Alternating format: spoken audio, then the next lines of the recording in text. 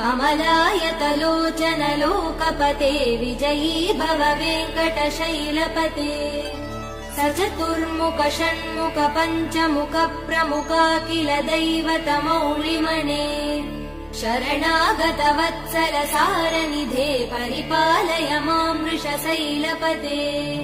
अतिवेलतया तव दुर्विषहैयनुवेल कृदै प्रपराध सदैः